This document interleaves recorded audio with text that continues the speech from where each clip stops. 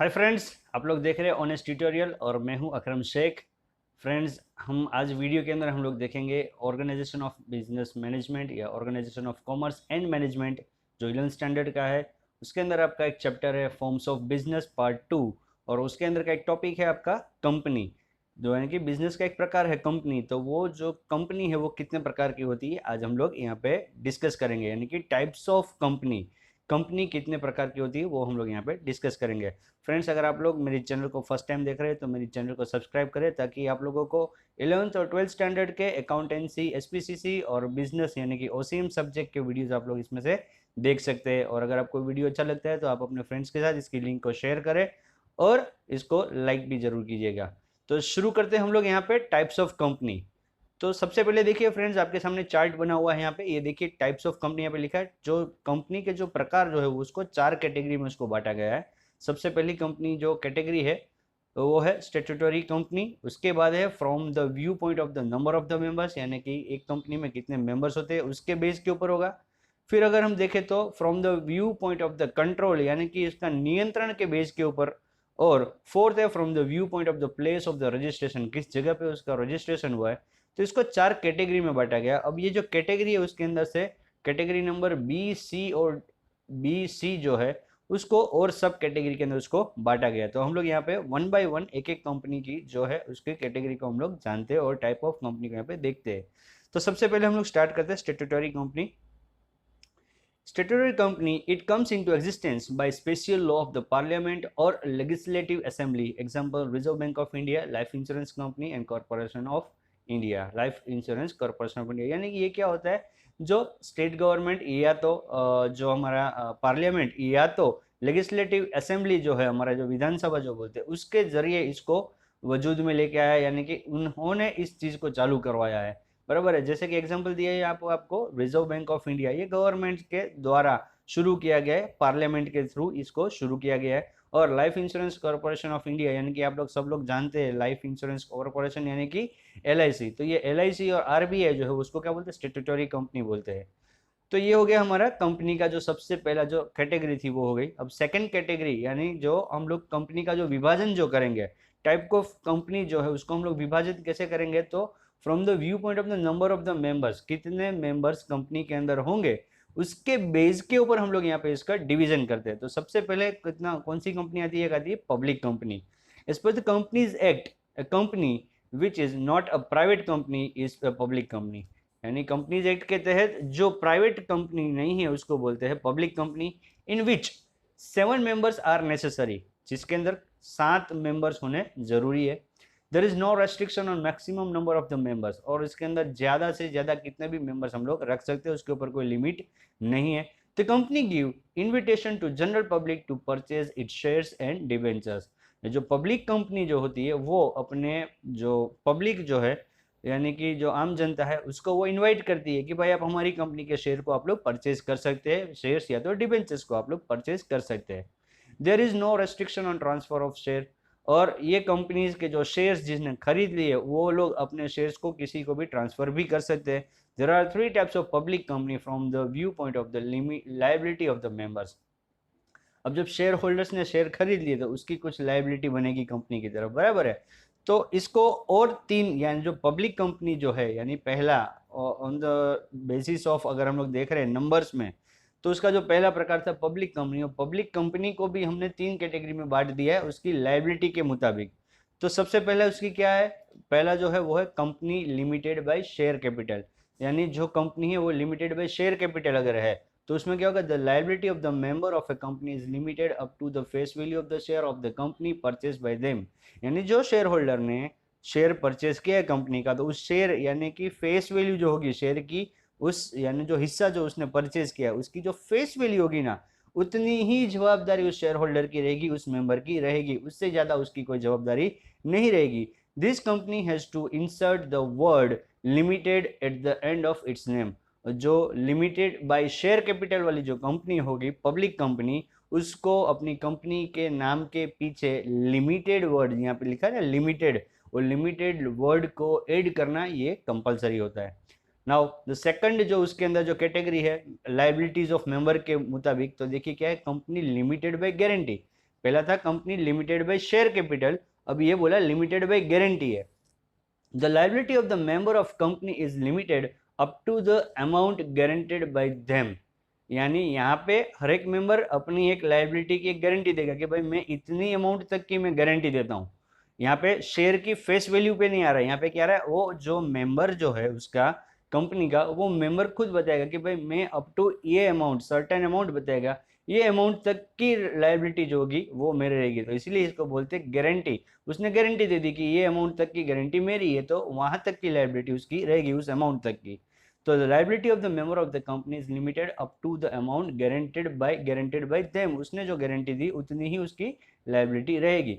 Member has to pay guaranteed amount at the time of the liquidation of the company, और अगर जब company बंद करने की बारी आती है तो जो मेंबर ने जो गारंटी बोली थी कि मैं सर्टेन अमाउंट जो उसने फिक्स किया था, वो फिक्स अमाउंट जो उसने बताई थी उतनी अमाउंट की उसकी जवाबदारी रहेगी, तो उसे उतनी अमाउंट पे करनी पड़ेगी। कब करनी पड़ेगी, जब कंपनी का लिक्विडेशन होगा, जब कंपनी को बंद करने की बारी आएगी तब।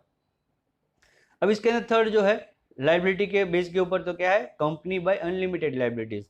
हमने पिछले वीडियो में भी हमने देखा कि अनलिमिटेड लायबिलिटीज वाली कंपनी बहुत रेयर केस में होती है, फिर भी देखते हैं क्या होता है यहाँ पे। The liability of the member is unlimited in this type of the company, इस प्रकार की कंपनी जो होगी अनलिमिटेड लायबिलिटी वाली, उसके अंदर उसकी मेंबर्स की जो लायबिलिटी होगी वो अनलिमिटेड होगी, यानी फिर जितना भी कर्ज आया वो सारा कर्ज पे करने के लिए उसके खुद जिम्मेदार रहेंगे। If the debts of the company exceed its assets the member become liable personally, अगर फर्म की यानी कि कंपनी की अगर डेप्ट अगर इतनी बढ़ गई है कि उसकी एसेट्स को बेचने के बाद भी अगर वो अपना डेप्ट को कंप्लीट नहीं कर पाते हैं, तो फिर जो उसके जो मेंबर्स होंगे वो मेंबर्स अपनी पर्सनल प्रॉपर्टी भी बेच के वो जो कंपनी का जो कर्ज है उसको अदा करना पड़ेगा। In case of liquidation of the company, member will have to pay contribution from their personal assets, और अगर लिक्विडेशन की बात आती है, जब कंपनी बंद करने की बात आती है, तब एसेट बेचने के बाद अगर फिर भी कोई अगर सामने कर्ज रह जाता है कंपनी के ऊपर, तो फिर वो अपनी मेंबर्स जो होंगे वो अपनी पर्सनल प्रॉपर्टी को बेच के वो कंपनी का कर्ज को उसको अदा करना पड़ेगा। तो ये हो गया मेंबर्स लायबिलिटी के बेस के ऊपर हमने तीन कैटेगरी देखी, पहला लिमिटेड लायबिलिटी, दूसरा आया लिमिटेड बाय गारंटी, और तीसरा आया अनलिमिटेड लायबिलिटी। और ये किसके लिए था, पब्लिक कंपनी के लिए था। अब हम लोग इसी ऑन द बेसिस ऑफ जो हमारा लायबिलिटी था, तो अब यहाँ पे देखते हैं कि कौन सा है, ये प्राइवेट कंपनी, ये दूसरी कंपनी है। पहला हो गया पब्लिक कंपनी, जिसके पीछे वर्ड कौन सा लगता है फ्रेंड्स, लायबिलिटी, बराबर है। और ये लोग शेयर्स को इश्यू करते हैं और शेयर होल्डर्स ये शेयर्स को ट्रांसफर भी आसानी से कर सकते हैं, और उसके अंदर मिनिमम 7 मेंबर चाहिए और मैक्सिमम अनलिमिटेड मेंबर्स होते हैं। अब ये देखिए आप लोग, दूसरी जो कंपनी है इसी के अंदर on the basis of members के अंदर, तो यहाँ पे देखिए दूसरी कौन सी कंपनी है, प्राइवेट कंपनी है। जो प्राइवेट कंपनी होती है उसमें क्या होगा, private company is a company which has minimum 2 members and maximum 200। Private company के अंदर कम से कम 2 मेंबर होंगे और ज्यादा से ज्यादा 200 से ज्यादा प्राइवेट कंपनी के अंदर मेंबर्स नहीं हो सकते। There is restriction on the transfer of the share of private company, और प्राइवेट कंपनी के अंदर शेयर ट्रांसफर करने के ऊपर रेस्ट्रिक्शन यानी कि रोक लगाई गई है। It can not invite public to purchase its share on debentures, और ये पब्लिक को इन्वाइट नहीं कर सकते शेयर्स या डिबेंचर अगर इनको इश्यू करना है, तो जो उनके जो मेंबर्स है वो मेंबर्स को ही वो लोग इश्यू कर सकते हैं, वो जनरल पब्लिक को इसके लिए इन्विटेशन नहीं दे सकते। There are 3 types of private company from the view point of the liability of the members. अब इसके अंदर मेंबर्स कितने हैं, मिनिमम 2 और मैक्सिमम 200, और ये लोग पब्लिक को इन्वाइट नहीं कर सकते, अंदर अंदर ही ये लोग अपना शेयर्स है वो उसको इश्यू कर सकते हैं, लेकिन 200 जो मेंबर उससे ज़्यादा बियॉन्ड नहीं जा सकते वो लोग, तो इनको ट्रांसफर करने का भी कोई राइट नहीं है इनके पास। अब ये लोग जो होते हैं इनकी भी कुछ लायबिलिटी तो बनेगी, क्योंकि कंपनी है तो कंपनी की कुछ ना कुछ जिम्मेदारी बनेगी उसके मेंबर्स की। तो यहाँ भी अगेन इसको भी फिर से 3 कैटेगरी में बांटा गया, जैसे कि पब्लिक कंपनी में था उस तरह से। तो सबसे पहला कौन सा है, company limited by share capital, वही सेम थिंग होगा। The liability of the member is limited up to the face value of the share purchase by them, यानी जितनी कीमत का उसने शेयर खरीदा था उसकी जो मेन जो फेस वैल्यू जो थी उतनी ही उसके मेंबर की जवाबदारी रहेगी उसमें पेमेंट करने की। अब यहाँ पे क्या होगा, limited private company has to insert the word private limited, देखिए बोल्ड में लिखा हुआ है इन्वर्टेड कोमा के अंदर private limited at the end of its name. जब भी प्राइवेट लिमिटेड कंपनी अगर लिमिटेड बाय शेयर है, लिमिटेड बाय शेयर कैपिटल है, तो उसको अपनी कंपनी के नाम के पीछे जो है वो वर्ड जो है प्राइवेट लिमिटेड वो लगाना कंपलसरी होता है, बराबर है। और यहाँ पे मेंबर की जवाबदारी कितनी रहेगी, वो शेयर्स उसके पास है, उसकी जो शेयर की जो फेस वैल्यू होगी, वो फेस वैल्यू की कीमत उसके पास जितना है शेयर्स, उतनी ही उसकी जवाबदारी रहेगी। इसमें सेकंड कैटेगरी लायबिलिटी के बेस के ऊपर देखिए तो कौन सी है, कंपनी लिमिटेड बाय गारंटी, यानी जो कंपनी जो हमने स्टार्ट कर दी है और उसके जो मेंबर्स है उन्होंने जो गारंटी बोली कि भाई सर्टेन अमाउंट तक की गारंटी हमारी रहेगी, तो वो जो अमाउंट उसने वहां पे जो मेंशन की है उतनी अमाउंट तक की उसकी जवाबदारी रहेगी। The liability of the member of the company is limited up to the amount of guarantee given by them, जो उसने गारंटी दी है उतनी उसकी यहाँ पे जवाबदारी रहेगी। मेंबर्स हैव टू पे the guaranteed amount at the time of the liquidation, जब लिक्विडेशन का टाइम आएगा तो उसने जो गारंटी बोली थी उतना पेमेंट उसे करना पड़ेगा। The company has to insert the word private at the end of its name. अब जो लिमिटेड कंपनी जो है, कंपनी लिमिटेड बाय गारंटी है, तो उसको भी अपने नाम के पीछे प्राइवेट वर्ड लगाना कंपलसरी है। नाउ इसके अंदर जो थर्ड कैटेगरी है on the basis of liability of members, तो वो थर्ड कैटेगरी कौन सी है, कंपनी विथ अनलिमिटेड लायबिलिटी, जो कि बहुत रेयर होती है ऐसी अनलिमिटेड लायबिलिटी, यानी कि अपना खुद का भी पर्सनल प्रॉपर्टी बेच के भी उसको कर्ज अदा करना पड़ेगा कंपनी का। तो the liability of the member of the company is unlimited, तो इस प्रकार की अगर कंपनी है तो उसके अंदर क्या होगा, लायबिलिटी होगी मेंबर्स की वो अनलिमिटेड होगी। If the debts of the company exceeds its asset, अगर एसेट्स के बेचने के बाद भी अगर कर्ज रह जाए तो फिर मेंबर्स बिकम लायबल पर्सनली, तो फिर मेंबर वो खुद अपना पर्सनली उसके लिए जवाबदार हो जाएगा। In case of liquidation of the company member have to pay contribution from their personal asset, और अगर जब लिक्विडेशन की बारी आती है तो मेंबर को अपना हिस्से के मुताबिक उसे अपनी पर्सनल एसेट बेच के भी वो कर्ज अदा करना पड़ेगा। और यहाँ भी वो क्या होगा, the word private is to be inserted in the name of the company, और यहाँ भी इस कंपनी के पीछे प्राइवेट वर्ड यहाँ पे लगेगा। तो ये हो गया हमारे दो प्रकार, एक हो गया पब्लिक कंपनी, हो गया प्राइवेट कंपनी, और एक और तीसरा प्रकार जो होता है वो होता है 1% company. The 1% company means a company in which 1% is a member। 1% company यानी एक व्यक्ति की कंपनी, तो उसमें मेंबर भी कितने होंगे, एक ही होगा। 1% यानी प्राइवेट कंपनी, अब ये पब्लिक कंपनी नहीं बन सकती, ये कैसी बनेगी, प्राइवेट ही बनेगी। Can enter into the contract with director who is its member, और यहाँ पे वो कॉन्ट्रैक्ट एक एग्रीमेंट बनेगा और उसके अंदर जो डायरेक्टर होगा वही उसका मेंबर होगा। A written consent of such person is essential in 1% company, और यहाँ पे उसका रिटर्न कंसेंट भी चाहिए उसकी, यानी हमें एक्नॉलेज भी चाहिए हमको कि भाई मैं खुद इस कंपनी का जो हूँ मेंबर हूँ, डायरेक्टर हूँ, उसका एक रिटर्न कंसेंट चाहिए। In addition the memorandum of articles are to be presented before the register of the company at the incorporation of the company, और साथ ही साथ में ऐसी कंपनी को भी अगर रजिस्टर करवानी है, तो अगर ऐसी 1% कंपनी, अगर सिंगल पर्सन कंपनी अगर खोलनी है, तो इसे भी मेमोरेंडम ऑफ एसोसिएशन और आर्टिकल ऑफ एसोसिएशन इसको रजिस्ट्रार ऑफ कंपनी के पास जाके इसको रजिस्टर करवाना पड़ेगा, उनके सामने इसको पेश करना पड़ेगा।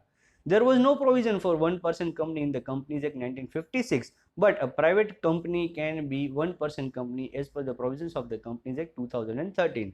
यानी कि जो पहले जो कंपनीज एक्ट 1956 जब था तब ऐसे कोई प्रोविजंस नहीं था, ऐसा कोई भी संविधान ऐसा कुछ भी बनाया हुआ नहीं था, बराबर है, ऐसा कोई सिद्धांत नहीं था कि भाई एक सिंगल पर्सन ऐसी कोई कंपनी खोल सकता है। लेकिन according to the companies act 2013 इसमें बताया गया कि भाई सिंगल पर्सन जो है 1% कंपनी भी खोल सकता है, ये जो प्राइवेट खोल सकता है, लेकिन ये पब्लिक कंपनी नहीं हो सकती है। तो ये थे फ्रेंड्स हमारे on the basis of members, हमने देखा कि कंपनी के किस तरह से उसका डिवीजन होता है, क्या टाइप्स होते हैं। अब हम लोग देखते हैं from the view point of the control, यानी कि नियंत्रण के बेस के ऊपर हम लोग कंपनी का विभाजन देखते हैं क्या है, कितने प्रकार की हो सकती है। तो सबसे पहला है गवर्नमेंट कंपनी। गवर्नमेंट कंपनी में क्या होगा, if the minimum 51% of the paid up capital of a company is held by the central government और स्टेट गवर्नमेंट, और more than one state government और सेंट्रल गवर्नमेंट एंड वन और more than one state government is called और government company. Example यहाँ पे दिया हुआ है Ashok hotels limited, Bharat heavy electricals limited यानी कि BHEL, फिर महानगर टेलीफोन निगम लिमिटेड MTNL, ये आपके सामने एग्जाम्पल्स है। यानी कि ये जो कंपनीज होगी गवर्नमेंट कंपनी किसको बोलेंगे, जहां पे कंपनी के अंदर 51% जो शेयर्स होंगे वो किसके हाथ में होंगे, गवर्नमेंट के हाथ में, चाहे वो सेंट्रल गवर्नमेंट के हाथ में हो, चाहे वो स्टेट गवर्नमेंट के हाथ में हो, चाहे एक से ज्यादा स्टेट गवर्नमेंट के हाथ में हो। यानी टोटल मिला के एक कंपनी का 51% अगर शेयर हिस्सा अगर गवर्नमेंट के पास है, गवर्नमेंट किसी स्टेट या तो सेंट्रल या कुछ सेंट्रल के पास, कुछ सेंट्रल कुछ स्टेट के पास होगा, कुल मिला के 51% अगर गवर्नमेंट के पास अगर उसका हिस्सा है, तो उसको बोलते हैं यहाँ पे गवर्नमेंट कंपनी। और उसके यहाँ पे आपको एग्जाम्पल भी दिए हुए BHEL और MTNL। फिर जो दूसरा प्रकार है on the basis of the control, यानी कि 51% अगर यहाँ पे आ गया तो उसके ऊपर पूरा कंट्रोल नियंत्रण किसका होगा, गवर्नमेंट का होगा, इसलिए इसको बोला government company. Now the second one is the holding company. Holding company यानी किसी को पकड़ना, होल्ड करना, हम होल्ड करते हैं ना किसी चीज को पकड़ते, तो holding company means a company which holds more than 50% share of other company and has the right to appoint majority of the directors in that company। अब होल्डिंग कंपनी क्या होगी, यानी कि एक बड़ी सी मछली ने एक छोटी मछली को पकड़ लिया, इसको ऐसा समझ लो कि एक बड़ी कंपनी है, उसने दूसरी किसी छोटी कंपनी का 50% से अबव शेयर उसने खरीद ली है, तो अब ये पूरा प्रभुत्व जो होगा ना वो बड़ी कंपनी जो होगी उसके हाथ में रहेगा, पूरा नियंत्रण उसके हाथ में आ जाएगा, क्योंकि अब 51% से ज्यादा उसके पास शेयर्स है, तो मेजोरिटी डिसीजन पावर उसके पास आ जाएगा, तो वो मेजोरिटी नंबर ऑफ डायरेक्टर्स जो है वो सबको अपॉइंट वो खुद कर सकता है, बराबर। तो इसको बोलते हैं होल्डिंग कंपनी, यानी कि जो बड़ी कंपनी है जिसने किसी कंपनी के अबव 51% अगर उसने शेयर्स खरीद लिए, तो वो जो नीचे वाली जो कंपनी है वो उसकी क्या, जो नीचे वाली जो कंपनी है वो उसकी क्या हो जाएगी, सॉरी, जो जिसने नीचे वाली कंपनी को ले लिया उसको बोलते हैं होल्डिंग कंपनी। और तीसरा प्रकार जो है on the basis of control, तीसरा प्रकार आप लोग देखिए क्या है, subsidiary company. Subsidiary company means the company of which more than 50% of the shares are held and the right to appoint majority of the directors is with the holding company। Subsidiary company कौन सी होगी, जो holding company ने जिसको acquire कर लिया है, जिसको ले लिया है 51% से शेयर से ज्यादा जिस कंपनी के ले लिए है, तो जो नीचे जो कंपनी है यानी कि जिसके शेयर्स 51% से ज्यादा होल्डिंग कंपनी ने ले लिए है उसको बोलते हैं सब्सिडियरी कंपनी। समझ में आया फ्रेंड्स आपको, जो बड़ी कंपनी जो थी जिसने 51% शेयर ले लिया छोटी कंपनी का, तो जो 51% से ज्यादा जिसके पास शेयर है वो होल्डिंग कंपनी हो गई, और जिसके शेयर्स खरीदे वो उसके लिए बन गई सब्सिडियरी कंपनी। वो क्या बन गई, सब्सिडियरी कंपनी। तो ये हो गया on the basis of the control. अब नाउ हम लोग देखते हैं उसका एक और प्रकार है जिसको फोर्थ कैटेगरी है टाइप्स ऑफ कंपनी की, वो है from the view point of place of registration, यानी कि कौन सी जगह पे, किस जगह पे हम इसका रजिस्ट्रेशन करा रहे हैं। तो इसके भी दो कैटेगरी में इसको हमने फिर से बांटा है। यहाँ पे पहला Indian company and second one is the foreign company.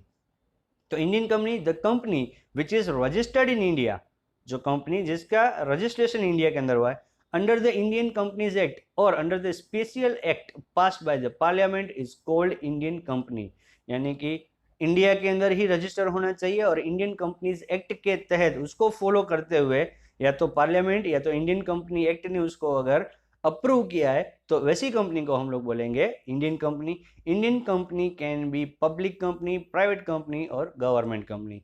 Indian company के अंदर कौन कौन आ सकता है, या तो पब्लिक कंपनी आएगी जिसके पीछे लिमिटेड वर्ड लगता है, या फिर प्राइवेट कंपनी आएगी जिसके पीछे प्राइवेट लिमिटेड या प्राइवेट वर्ड लगता है, और फिर गवर्नमेंट कंपनी इसके अंदर आ सकती है।